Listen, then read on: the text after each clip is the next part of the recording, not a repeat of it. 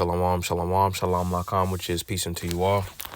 Ayawam tawab la atam za akhyakam yawam man rachagadol Charlotte, which is good day. This is your brother Yawan from the GMS camp in Charlotte. Na chamatam kaya hamlakat hashamayim kwarab. Repent ye, for the kingdom of heaven is at hand. Call layim la la banawa Yahweh bahasham Yahweh shai bahasham rocha kodash wa mashana la za kwanim na wa malakim sharochagadol, which is all praises to our Father Yahweh, which means He exists. Bahasham, in the name Yahweh shai, delivers in double honors to the elders and apostles of Great Millstone.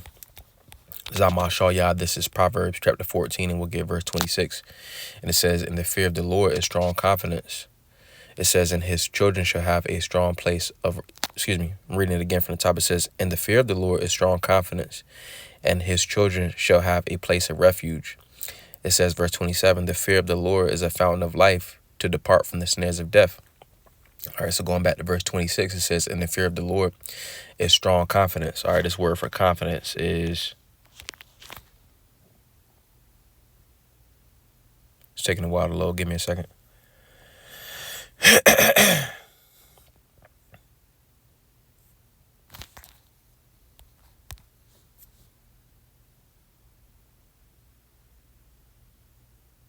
Yeah, it's just going to take a while. I believe my service is acting kind of funny, but nevertheless, that word for confidence is mabatach. All right, and it goes back to the Hebrew word batach. Batach is built up, because in Hebrew, essentially we build up letters. We don't spell things. We will build them up. But pretty much it has a ba, a ta, wa, a cha. All right, which the ba is bayat, which means house. All right, the ta is to surround. All right, then you have the cha, which is a fence. All right, so when you put that word together, it's batach, which ba, again, is a house. The ta is surrounded. The house is surrounded. The cha is a fence. So a house surrounded by a fence, it shows true protection. So it says, "In the fear of the Lord is strong confidence." So ultimately, just by default, by keeping the scriptures, all right, by subscribing to this truth, ultimately, we have a strong confidence. Scriptures say that, the name of the Lord is a strong tower. The righteous runneth into it and is safe. Those that essentially are trusting in the Lord and fearing the Lord in the correct capacity, and, having that healthy fear, ultimately, that's parallel, or that equals, true protection, true stability. All right, and the ability to call upon the name of the Lord, Yahweh Bahasham, Yahweh Shai, and with the expectation, you see, because in the ancient world, all right, which is a little bit of a side note, but in the ancient world, hope and expectation goes back to the Hebrew word kwawa, which, if one was to fear the Lord, all right, they could have a good expectation of deliverance. You see, so in the fear of the Lord, we have an expectation. If we call upon the name of the Lord, we can expect, good things and protection. So which it all goes back to having, a healthy fear. So reading it again, Proverbs 14 and 26 says, "In the fear of the Lord," doing what the Lord says, "in the fear of the Lord is strong confidence." All right, because we can expect, to be protected. It says, "In the fear of the Lord is strong confidence, and his children shall have a place of refuge." It says, "The fear of the Lord is a fountain of life, to depart from the snares of death." All right. So ultimately, it says the fear of the Lord is a fountain of life, because I'm going to get a quick precept and come back to this. This is John chapter 6, and we'll get verse 63.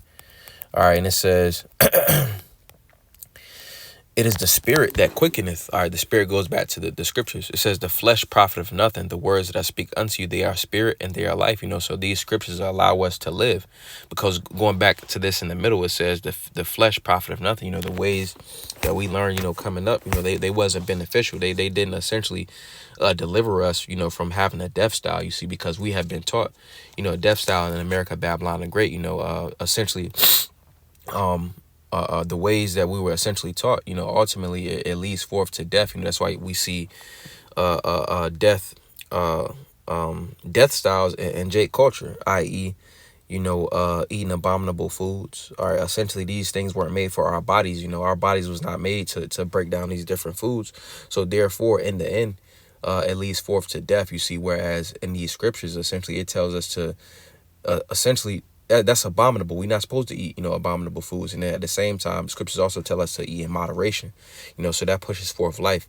All right, going back to Proverbs 14 and 27, it says, the fear of the Lord is a fountain of life, so it's the source of life. A fountain is a source of water.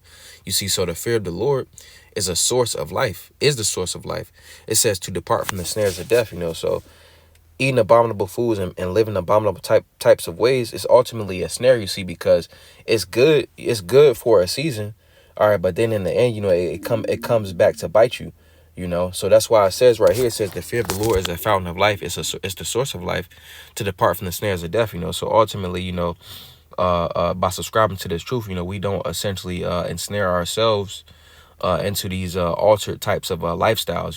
By subscribing to this truth, we're ultimately able to be rejuvenated and to be repaired and essentially to live. All right, so I'm gonna get a couple more. Let's get I'm gonna get Psalms chapter 111, and we'll get verse 10. It says, the fear of the Lord is the beginning of wisdom. A good understanding have all they that do his commandments. His praise endureth forever. All right, reading it again, it says the fear of the Lord is the beginning of wisdom. All right, so the fear of the Lord ultimately, all right, by subscribing to what the Lord tells us to do, that's where wisdom starts. All right, so let's get this. Well, it's gonna load slow, but pretty much, the fear of the Lord is ultimately that's ultimately what gives us the discernment and the understanding, that we need to ultimately be able to live. The scriptures say that, roughly paraphrasing, this word turns us into scholars, all right, in which it puts us on a level in the spirit to where, we ultimately understand essentially how to live, whereas in school, you had to go get a PhD in computers, history, math, science, English, all the other different subjects, you see. But this truth is all encapsulating. It has every aspect of life. Again, it ultimately allows for us to ultimately live. All right, I'm gonna get another one. This is Quahalat Ecclesiastes chapter 12, and we will get Salak chapter 12 and verse 11, and we'll read down to verse 13. All right, and it says Quahalat Ecclesiastes chapter 12, and we'll get verse 10, verse 9. It says, the purpose of the preacher.